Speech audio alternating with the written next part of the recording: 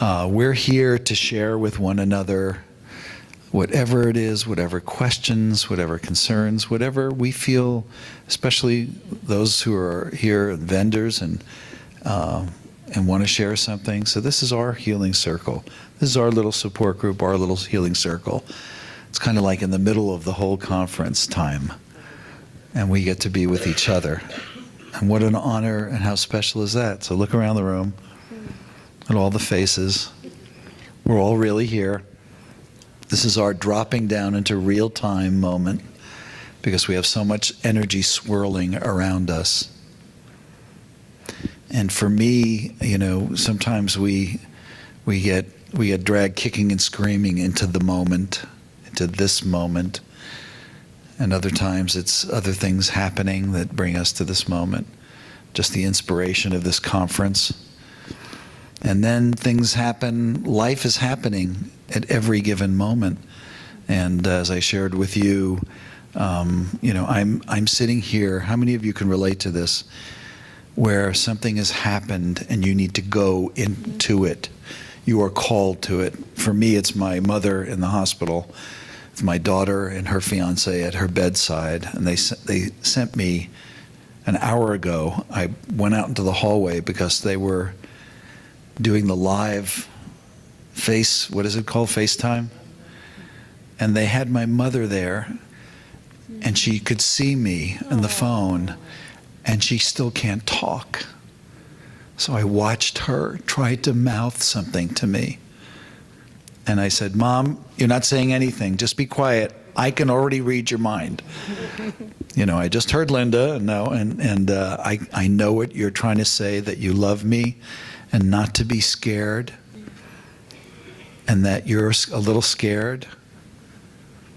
And what I want to say to you is that you're okay. You're in good hands. Steffi is there. Tony is there. I'm going to be on my way back tonight. I'll see you late tonight. We'll be with you.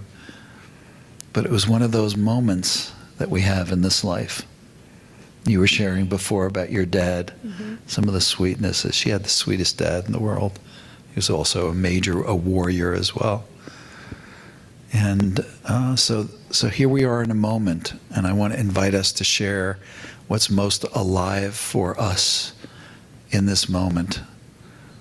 And the microphone's going this way. Oh, great. As I got tears in my eyes. Oh, boy. Well, I'm Tanya, and yeah, I lost my dad in July. He was, we were blessed to have him. I mean, he was 91, had Alzheimer's. And you mentioned, you just mentioned, Ken, I know you're afraid. And my dad, in his very last moments, he looked so afraid. It's really fresh, and I'm really tired. But talk about signs. This was cool. And I was just telling Angela that after when he died, it was really cool. The moment he died, well, not the moment he died, but our house is a U shape, so we have a courtyard. And my dad didn't open up his eyes for 6 days. He didn't eat for 6 days. He was on hospice for like 3 days, or about a week and a half, actually. Denise was in Italy. And I was like, "Mom," it was a Tuesday or a Monday, and I said, "Mom, I think it's time you call Denise." I'm like, "I think it's time." She's like, "No, we'll just wait." I'm like, "Mom, he's 91. He's going." And sure enough, she arrived on Wednesday at 6 o'clock. He sat up in his bed, looked right at her, went back down, went to sleep, and he died Thursday morning at 3 o'clock, 3:40. It was crazy. And then when they took his body away, because we were blessed to be caretakers, as exhausting as it was, but we were blessed to be able to do it, and he had so much love around him. And when they took his body away, I went into his room to get the blanket, because we were sitting out in the courtyard, and all of a sudden I went like this. I went like that. And I said, "Did anybody see that hummingbird?" And Denise goes, "I heard that, but there was no bird." It was the craziest thing. I will never forget that. And then the monarch butterflies, all of a sudden it was like our courtyard was filled with monarch butterflies. Well, my mom had moved, my dad was a bomber pilot in World War II, so she put up his station picture. And I have my little part filled with his ashes, part of his ashes, and I'm cleaning and I'm dusting, and all of a sudden somebody had put a purple monarch butterfly up against his picture. It was the craziest thing, and I'm like, so talk about signs. It was really cool. It was really cool. Isn't that Crosby, Stills, and Nash song where all the bombers turn into butterflies? Oh, I know. We are stardust. We are carbon, billion-year-old carbon, and we've got to get back to the garden. Wasn't that Joni Mitchell's song that Crosby, Stills, and Nash sang? Yeah, and the bombers turned into butterflies. Oh my gosh! I Yeah, didn't know that. I gotta yeah. check out that song. So, and if anything you want to share has a question tied to it for all of us to put in the center of the room, feel free to ask that question too. And also feel free to take a pass if this is not your moment to talk. Okay, my name's Holly. I lost my son almost 8 years ago. Still What is your son's name? Adam. Adam. Tell us a little bit about Adam. What was wonderful and beautiful about Adam that will never be forgotten? He loved music. His love of music. Yes.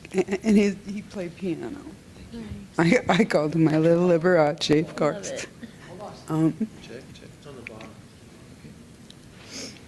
But he was always Check. Go ahead. a firm believer in power of positive thinking. And Yeah, we about a week before he died, he said, "Mom, if you think of something and think of it 5, 6, 10 times a day," he said, "in a few days you'll see it. It'll come to you." And he goes like, let's say you're looking for a purple rock. He said, if you think of that purple rock, you'll find it. I said, well, I like pink. I'm a pink person. And he said, okay. And a few days later, I said, I've been thinking about that pink rock and I haven't found it yet. And he goes, you'll find it. And the day after he died, I went outside just to get some air, and there was a pink rock on the table. That's my favorite one. That's a beautiful story. And it reminds me, last night, for those of you who weren't here, I shared that the highest form of understanding love and grief is paradox. That they're gone and they're here. And we get to stand in the mystery and the enormity of holding that, well, okay, they're here, so how do we go forward? Well, what would it be if they are here? How would we act? What would we ask for? What would we allow ourselves to see without fear of the thought police presiding and saying, okay, you're psychotic, out of here. Let's get this one out of here. This is just a desperate, crazed parent, How do we validate and allow ourselves to know those things? So, thank you for Did you sharing. talk to the pink rock? Talk to the pink rock, yeah. Yeah. I'm a rock star. What? Well, can I tell you the most beautiful line that has ever been written in music about loss? It's written by a woman who's going to be singing for you in a little while. And she said, sand and water. You remember the line? A rock is but sand and water, and 1,000,000 years gone by. And Beth Nielsen Chapman has some of the most beautiful and healing music that was inspired by the death of her husband, Ernest. And she and her son, Ernest Jr., are here with an extraordinary world-known musician, and they're going to be performing for everybody later tonight. So I've got to get the tape of that one. Okay, so please. Hi, I'm Robin Reynolds. Hi, Rob. Hi. Hi, Robin. My partner and I lost her 20-year-old in a car accident in 2003, and today is his birthday. I think that's Happy birthday. Kyle. Yep. Can we do a round of happy birthday? Would that be offensive? That would be awesome. Happy birthday to you. That's awesome. Happy birthday to you. Happy birthday to Kyle. Happy birthday to you. Your mom loves you. That is very cool. That is very cool. I just, in the last night, I got a text that my 93-year-old grandmother has started her departure, and I got another text, my father's on the way, so I think that's another sign that... Where are they all going? I mean, it sounds like they're going together. There's another conference. No, my father's going to her To deathbed. be with her. So, yeah, there you go. Yeah. So I think that was a sign that we were supposed to be here at this conference for his birthday and her departure. So, yes. Thank you for sharing. I have a lot showing up right now, and I don't think I can actually explain it right now. So I'm just going to pass and see what happens. Can we honor the fullness of what you have going on? Just honor it without even Yeah. knowing the details, and honor you in that fullness. Thank you. Thank you. Yeah, thank you. Just kidding.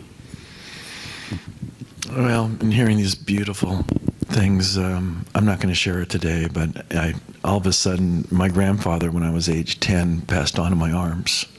And it's a beautiful tale. He was 92 years old, so it wasn't... What is his name? George. We called him Noonie. But I'll tell it. It's a beautiful story. It was a happy ending story, really. And then my mama passed on. Those are the two that are coming to me, and I'm gonna pass as well. But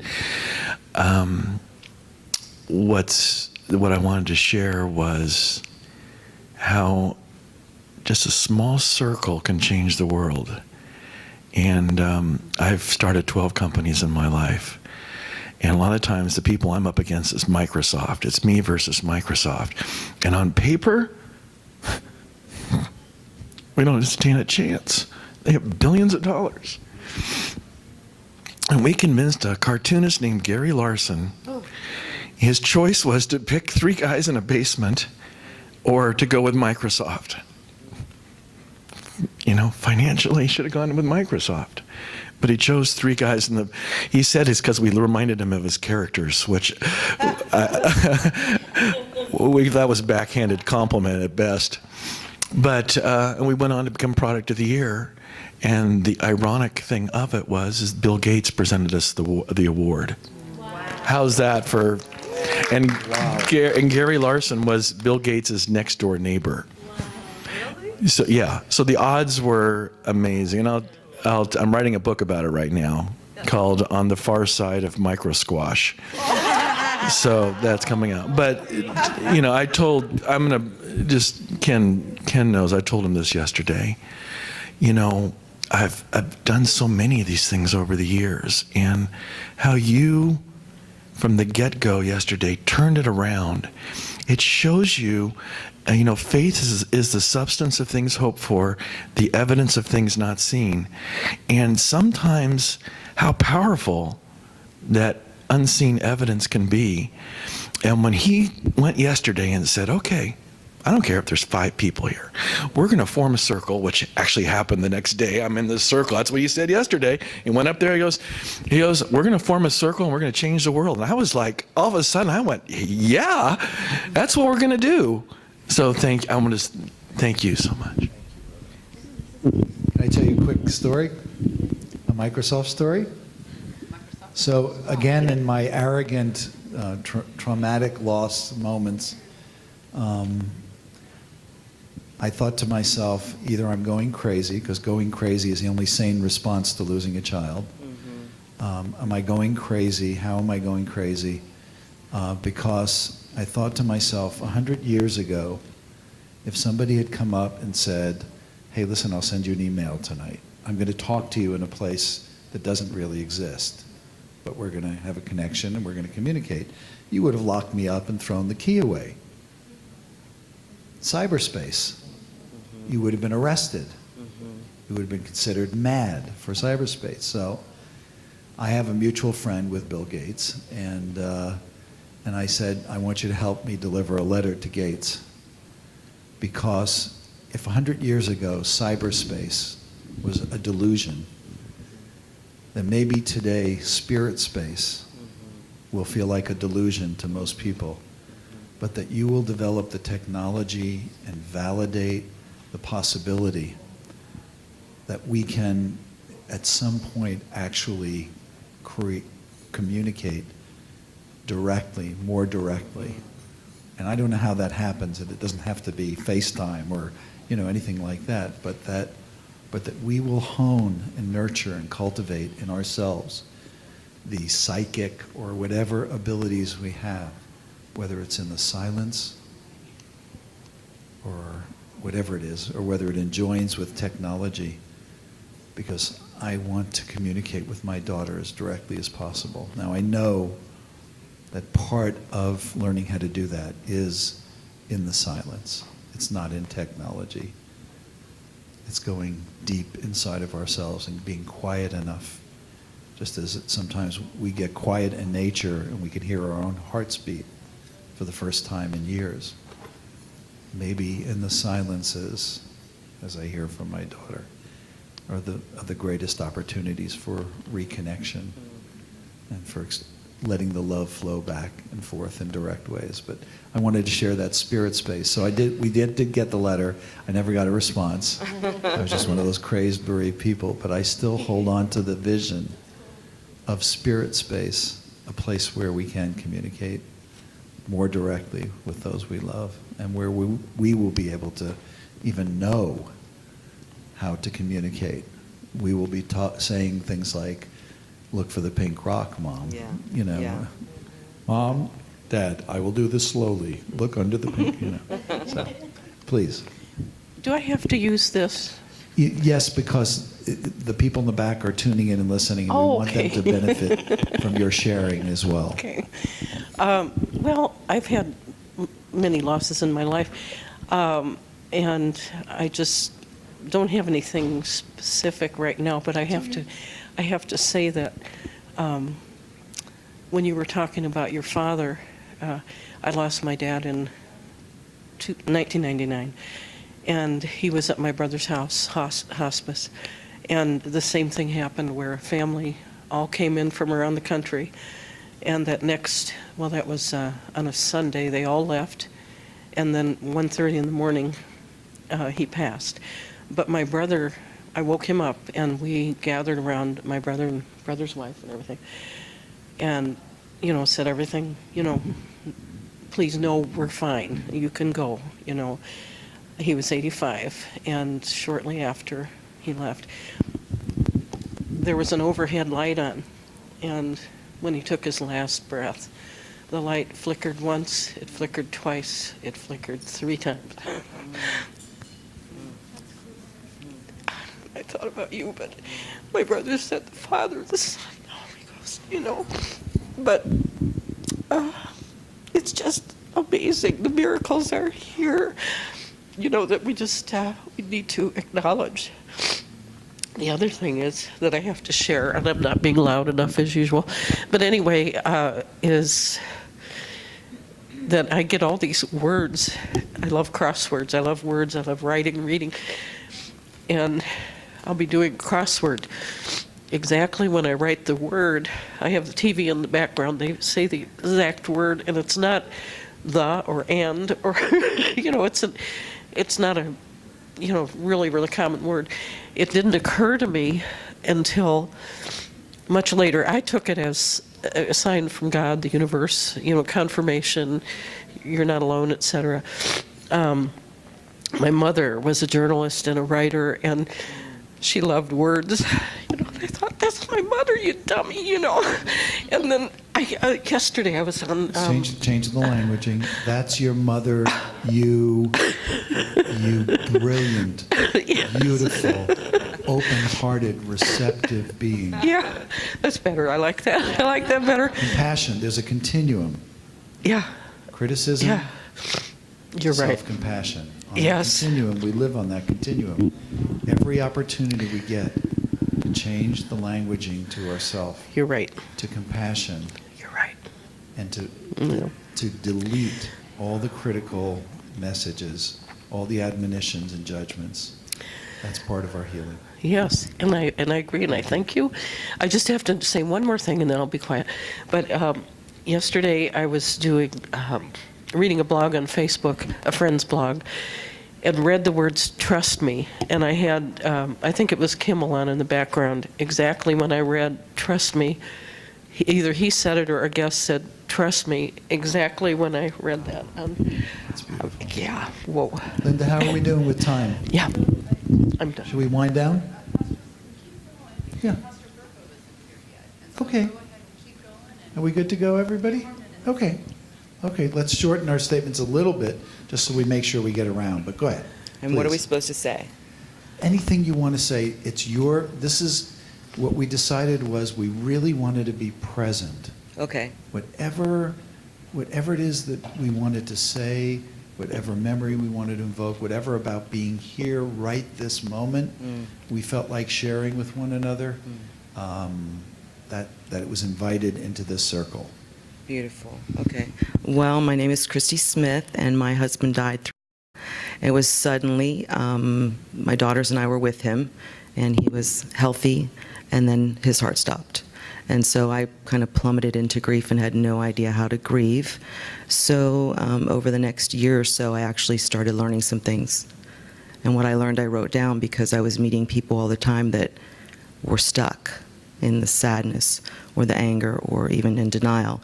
And I can't say that I'm an expert on grieving. I can say that I learned a few things that is my privilege to pass on to people. And that's in my dream book. So Thank you. thank you. I want to say something about stuckness. Sorry, thank you. There's a divine stuckness.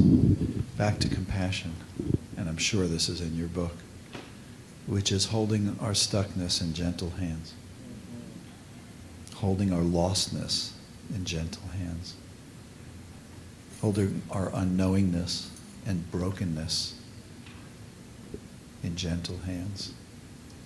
And because some of us take a hammer to our own heads, that something's wrong with us for being stuck. And I'm the expert, and you're going to learn it, and I'm not stuck and you are, so you better follow in. And we've learned as teachers and authors and whatnot to validate. It's not where you want to. There's a point of diminishing returns for stuckness, just like for anything, for anger, or for anything, for denial. And thank God for denial. Yes, absolutely. Thank God for shock. None of us would have made it. So, but there is a point of diminishing returns. That is largely the teaching. That at some point, will you allow this to transform into something else that becomes an expression of your love, rather than your despair, and understanding that your despair will always need opportunities. We will always be spilling tears. That's just our deal. There will always be things evoking sorrow. That's okay. I walk with a limp. That's okay too. A limp in my heart, and so on and so forth. Thank you. Please. Well, I spoke this morning, so I've said enough. And with the time factor, I'm so sorry I missed you. Could you share in a sentence So good. the beautiful so good. essence? I've heard that your talk was beautiful, and I'm so sorry. Oh. I was on the phone with the hospital. Oh, all no morning. problem. But could you share, for those like me who might not have been there, the beautiful essence of what you shared? well, mainly that, oh, by the way, I'm Benjamin, for those who don't know. Mainly it's around the healing as being, as you're talking about paradoxical, that for me, that the healing is about holding the pain and the joy at the same time. It's holding whatever I'm going through and leaning into it and finding that place of peace within it. Not around it, not over it, but really coming in that the juxtaposition of the sorrow and the joy, and so it's just it has been an interesting journey. But if I'll be really quick, but not only did my wife and children die, but later my mother died, and at the end of her life, she was scared, and what happened. I was stroking her hair and saying, she was scared of what was beyond. I said, it's all a lie. There's only love. There's only love. And that was one of the gifts that I found with, one loss. There's no way to isolate one loss. We gather all losses. And to be able to collect there in her time and to really express to her that there's only love is That's the message I would say Beautiful. briefly. Thank you so much for sharing that. I have to tell you quickly that my dearest friend was dying of ALS, and we went to visit him, and he said, Kenny, one of the, you know how people call you by your kid name? The people that are really close to you. Nobody calls me Kenny, but he called me Kenny. And he said, Kenny, he says, I want you to know I've seen it now, because he was in a dying state, and he said, the greatest myth ever perpetuated throughout human history is death. Please hold that in your meditation. Please hold that, and that love is greater than death. So thank you. Thank you so much for sharing. Please. My name is David. My wife and I lost our firstborn son shortly after he was born, Gavin, about 25 years ago. And what comes to mind sitting here is kind of what you have talked about with the thought police. My wife has been in communication with him, has talked about, what he looks like as he's grown. And I've never discouraged her from that, but I've never really shared in that or been a part of it. I've been very, I don't know if skeptical is the right word, but kind of detached from that. And this is the first time she has written a book. She has spent 25 years working on things to help, people with the grieving and the healing process. And I have stayed away from that basically at all costs. Never talked with people about it. Never had any interaction. Have tried not to hear the stories and talk to people. And being here this weekend, I agreed to come and help her with this at the booth and listening to people's stories and listening to you talk, and getting a much better perspective of where she comes from, where it is, in more of a sense of regret in my own part that I have never allowed myself to be open to have any of that sort of relationship with our son that she has had, and has had the pain and the joy combined of it, where I feel like different from this, where I've always kept myself shut from that. So I feel like I'm supposed to be here because this is giving me kind of reopening something that has never been opened. It happened 25 years ago, and the person that just okay, it happened, this is it, and so it's a very eye-opening feeling into more of the world where she has been for the last 25 years. It's beautiful. Can I? You got this Yes. here? Yes, here in this, and with Yes. talking to people Yes. as they have come up. Heartbroken open. Can I invite you also, and invite all of us, to acknowledge and bless the part of you that has tried to protect you, the young part of you, the wise, newer version of you is emerging. But I want to bless the part of you that has been hurting so badly, and that's just tried to protect your heart from shattering into a billion pieces from a million. And I want to acknowledge that part of you as he courageously surrenders his protective position in the belief that there is somewhere else and something else, and that it will also lead to a deeper connection between you and your wife. So I want to bless and acknowledge that part of you that's held on all these years. Thank you. Thank you. So many things are rattling around in my head, but I lost my mom 7 years ago. My daughter ended up in a diabetic coma right at the moment that I was supposed to be grieving my mom, and then we lost our home and our business. And as we were moving out of our home, my father-in-law had a heart attack and died on our living room floor. All those losses came kind of bang, bang, bang over the course of about 5 years. Had a friend die of a brain tumor as well.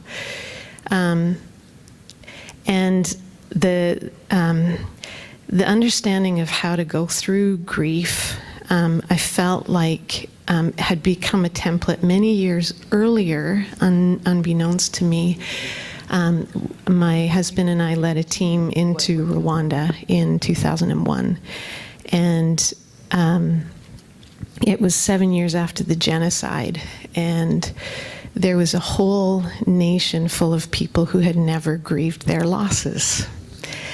And we ended up at a convent where we didn't know 6,000 people had been slaughtered, and 150 widows kind of gathered around to hear what we Canadians had to say. We had no idea they were going to be there. And the only thing I knew to do was to let them tell their stories. And so over the course of 3 days, we let every single one of the women do exactly what we're doing here, which was tell their grief stories, which for most of them were the most horrific stories you've ever heard. I know that you've done a lot of counseling in some pretty horrific situations, but the stories they began to tell were just unspeakable. And as we were going around the circle, one of the women said, "Why are you asking us all to tell our stories when all of us have the same thing to say?" And I said, "Because it matters that your voice is heard in the midst of your grief." And that was probably one of the most profound moments for me to understand what we need to do with grief. And especially for me, I hadn't been through any of the stuff that I went through then, 7 years later. And Can we join you? You started a prayer for us. I just want to name it. Could we join you in holding in prayer in a circle of love our compassionate thoughts for those people, like the people of Rwanda, around the world? We think about the horror of what's happening in so many parts of our world, and to just for a moment hold them all in our hearts and just hold them in our prayers. We live in a world that is so torn by violence, that is so turbulent, where there is such rage, and where people are going through, people who will never have the opportunity to sit in a circle like this, possibly. People whose losses will just be trodden over. Yeah. But to hold in prayer that this world grows in its compassion, and to let the compassion that we're sharing here make its way outside of this circle. Now, I don't know how that all works. I know, Pastor, maybe you can share a prayer with us, because I think you're tuned into that frequency so beautifully. But can we join you in your prayer and in the action that you took to give voice to the sorrow in Rwanda and for all places where people's hearts are already. We can't see the pastor where he's sitting. Thank you. Thank you. Thank you. And just to add a little bit to that, what was so impactful is that when we had led them, letting them share, and then led in prayers ourselves for them, and encouraged them to forgive the murderers, and they did that. And when we talked to them afterwards, it was remarkable how many of them felt that the purpose in them experiencing what they had was that they could bring healing to other nations, which absolutely blew me away. And as kind of a denouement to the whole thing, after we had done all this with them, they suddenly got up and danced. And I was so blown away at that moment that they could do that. Courage to dance. The courage to dance, but that they recognized that it was something that was part of their healing and their physical response and their physical release to what they were experiencing. And it was many years later that, as the director of a dance studio, I finally ended up there as a connection. Oh, wait a minute, like the Rwandese ladies, grieving and dancing is connected. Okay, this makes sense. And so that's been a big part of now, as I've been going through a lot with myself and then with other people that I've been grieving with, this whole connection between story and dance. So if we were to take 30 seconds and all stand, let's do it. 30 seconds. You know, I just finished talking with Ernest, Beth Nielsen Chapman's son, and he was saying that his life's mission is to help people find their music. Would you take the next 30 seconds and help us find our dance? Give us an instruction that allows us to We're move. holding hands, we're watching you, we're ready. It might be, you know, you don't have a bunch of Brazilian men in the circle, so let's take have that. Benjamin. Okay, we have Benjamin, but let's help us, guide us to release the inhibition, to find the safety in our bodies and expression, even if it's a little wild and a little outrageous or a little irreverent or sacred and graceful, to find the movement and the dance within us. Could you please start us? 30 seconds. Okay, 30 seconds. Okay, this is what I want. Can we do it a little bit differently? Because we get used to dance being rhythmic as opposed to heart connected, and that's what I've been trying to do, is connect hearts. I want you to think of a movement or a posture that is connected to an emotion you feel right now. Okay? So just think of that physically. How would you express what you're feeling right now? Okay? Just maybe close your eyes so you can think of it. And if you want to do it right away, do that. But I would love it to be very individual, because each of your stories are individual. So whatever you feel is your current posture or feeling. Okay? And if you just want to strike that pose, okay, whatever that is.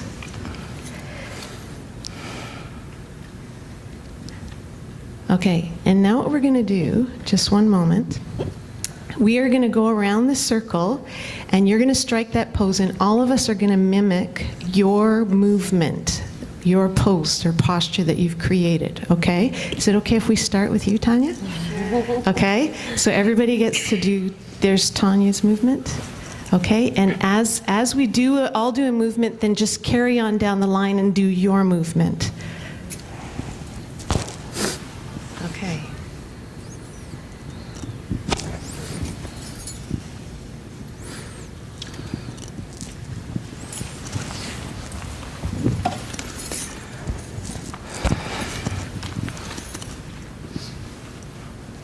Put your dark glasses on. Because the light is so blinding here in a beautiful way. I was just doing this. I just felt light.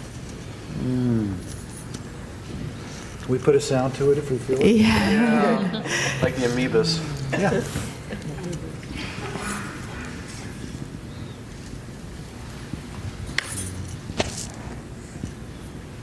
You have to explain mine because you can't see my knees. Bend your knees, hands here, Tai Chi, bringing in the energy out.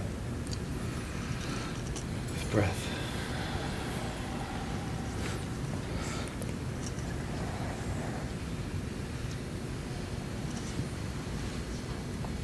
That's beautiful.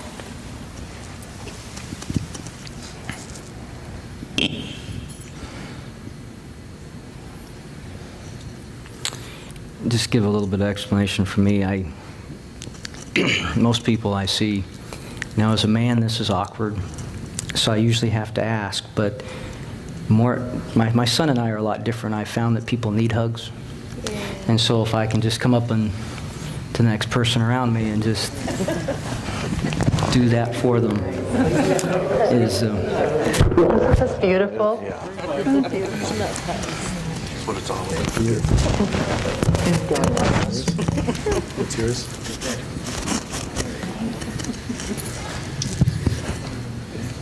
It's a beautiful exercise. Mine is.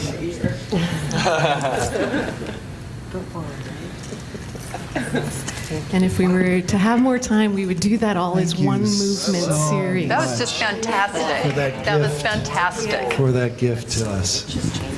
We're going to, is it okay? Do you want to share briefly? Right here. Right here? I'm I sorry? just wanted to briefly, my name is Dina, and I lost my only two children in a car accident in January 2011. In Indianapolis, we resided in Georgia at the time, but my children were coming up to go to their stepmother's funeral. And I had some real apprehensions about coming to Indianapolis this weekend because I kind of look at it as, this forsaken state that stole my children. And I'm from here originally, so I can say that. But I have found more joy and more happiness here. And since their death, it's just been one miracle after another that's kept me fueled, holding the love and the grief in one space. So I really want to thank you for So much. your talk. Thank you. And it's how many of us can relate to a place or a situation that we still tie to our loss? Because for me, India is death. That's where my daughter died. All right. And, how do we diffuse the power of that? There's an old saying that somebody can't take your honor without your permission. Somebody can't do something without your permission. How do we give ourselves permission back to see and feel and sense the miracles of Indiana, of Indianapolis, and beyond our traumatic loss? Right. So you're the teacher in that. Thank you. I can be brief. Last but not least. Please. Thank you, Randy. Oh, Go ahead. I think Okay. everyone's heard my story.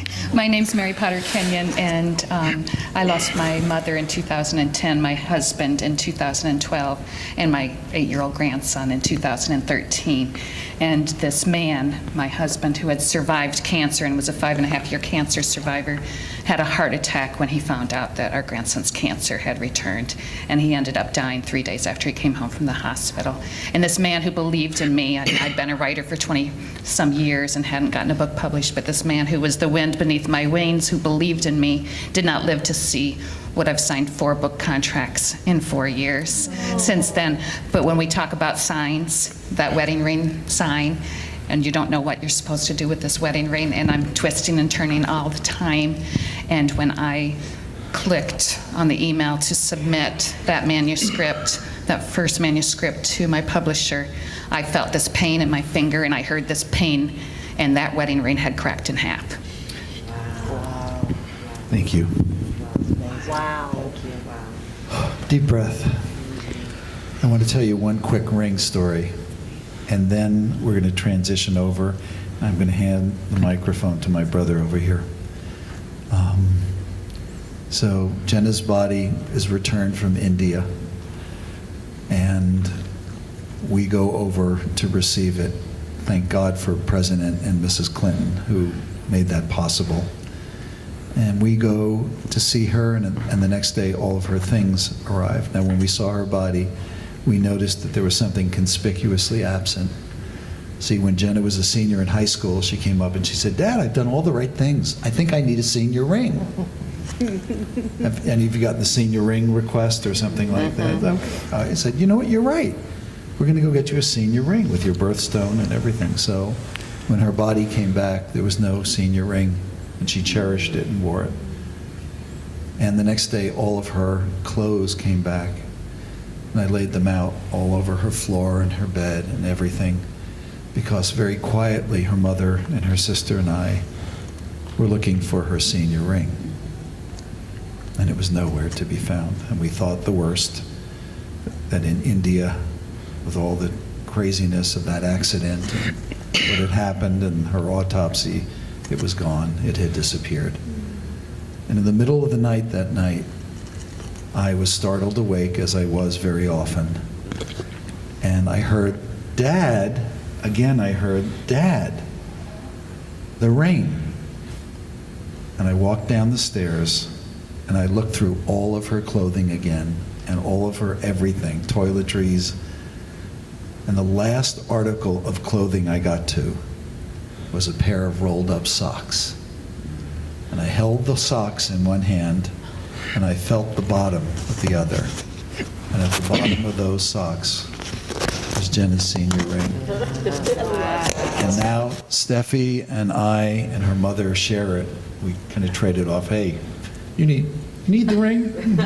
So we share that senior ring with each other. I thought I wanted to share a ring story. And you're going to finish it up, and then we're going to turn it off to... I have the dance thing inspired me. Please. Did we lose a mic? Yeah, let's go with it right here. You know how things trigger things. So I got involved with this angel of a woman. I didn't even know her story, who had been abused and dedicated her life to helping abused kids in Africa. or dance is very important. And they've helped 1,000 child soldiers in Uganda and Congo, where some of these kids at age 6, 8, 7, their first command is to butcher their parents with machetes. That's what they go through. And some of these girls, unfortunately, when they get raped, sometimes their villages cast them out. So you have a whole bunch of child soldiers and rape victim teenage girls that are completely no one wants.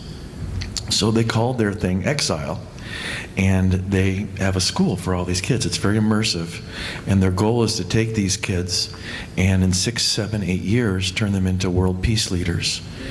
And sometimes it takes them 2 years just to make one friend. But the reason I got it was the therapy's through art therapy. That's what they're working hard on. So it's all through dance and drawings, music. That's how I got involved, because of Nashville. I'm with my songwriters.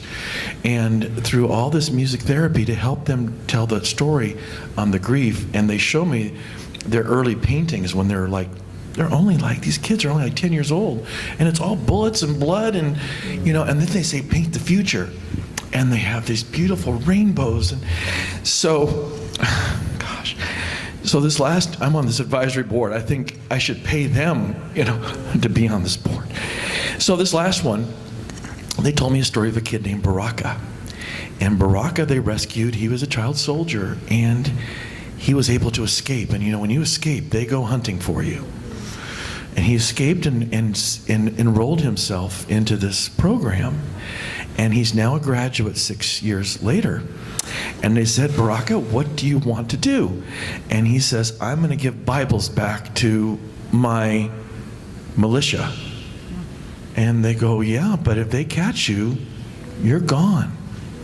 Well, he's now delivered over 100 Bibles to the pirate group that he came from. And he escorts them out, and they know he's doing it. He brings them to church. He brings them all to a church. And so it's amazing how, because I always told them, they go, Skip, why are you involved in this thing? I go, because the next Mandela is going to be one of these child soldiers, is going through your program, because you just love these kids to death and stay with them for 6 years. And this kid, that's what he's doing right now. And so I hope next year I'll share more adventure. But so far, his impact, guess what, the numbers don't matter. Just one kid, what the impact he's been able to have. Anyway, that was my dance. Thank you for that. So they all Beautiful dance. sharing. These kids, even when they can't do anything else, they all get up and dance. So Thank you for that beautiful sharing. I'm going to share something, then I'm going to take leave. I'm going to pass the talking stick to you, Todd. But I do want to share something, and I'm going to come back briefly. I mean, we could spend the entire afternoon on the issue of forgiveness. We could spend the entire time talking about what unprocessed grief becomes, indifference to the pain of other people. One of the sister organizations of the Druck Center is an organization of Israeli and Palestinian parents who've lost children. And I train them and I teach them and I work with them around the issue of what I call the false promise of revenge.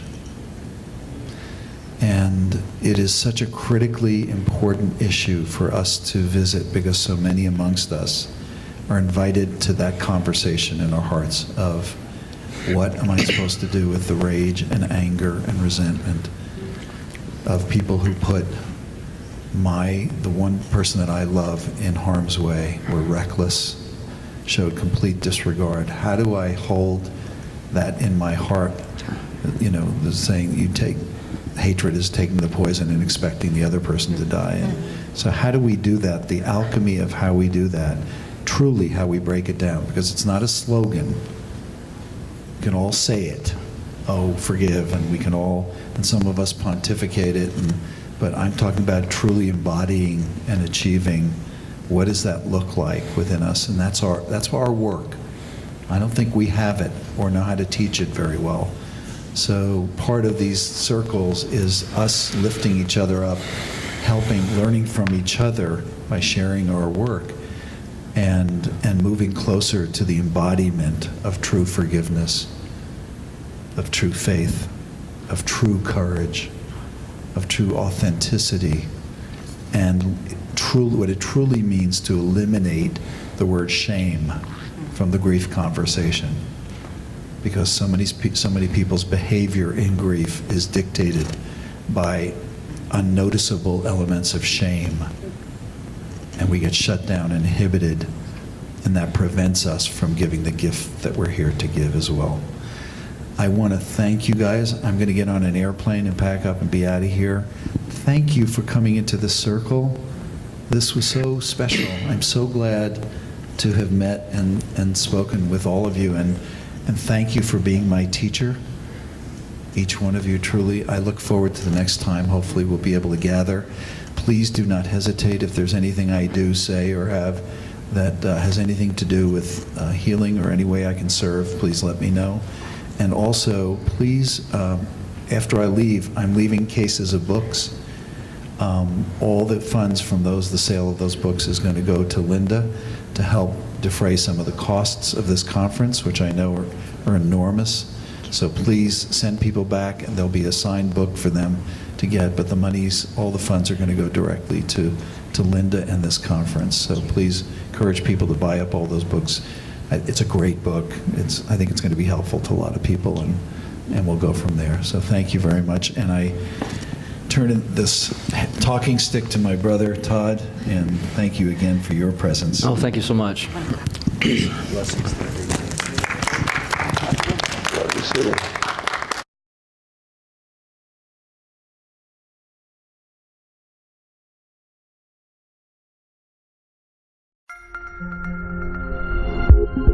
Thank you.